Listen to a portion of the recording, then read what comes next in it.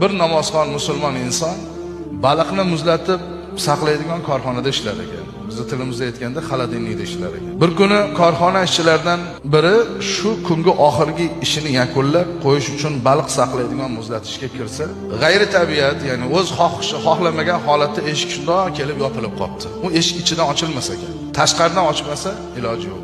Buni beparvoligi bilan eshik qiya qilgan holatda kirgan u, bir kirgandan keyin eshik yopilib qolgan. Endi xolodilnikni bilasizlar qanaqa bo'ladi. Hamma yog'i yopiq, ochiq joyi yo'q, rosa baqiribdi. Bu kirgan vaqt ish tugab, odamlar ishdan ketadigan bir vaqt ekan. Hech kim uni ovozini eshitdi. 5 soat muzlatishda qolib ketdi.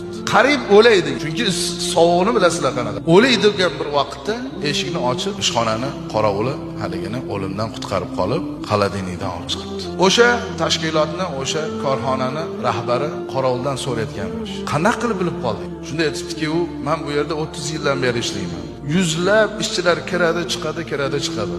Lekin bu kirganda ham chiqqanda ham salom berardi, hol ahvol so'rardi va xayrlashganda yaxshi dam oling deb chiqib ketardi. Men bugun shu ishda o'tirar ekanman, nimadir kamlik qildim menga. Hech kim shu gapni aytmadi. Keyin aytdi, falonchi chiqmadimi ishdan? Har ishda ketayotgan vaqtda qanday holatda bo'lsa ham, charchasa ham, charchamasa ham menga yaxshi dam oling, yaxshi tong ottiring deb ketar edi.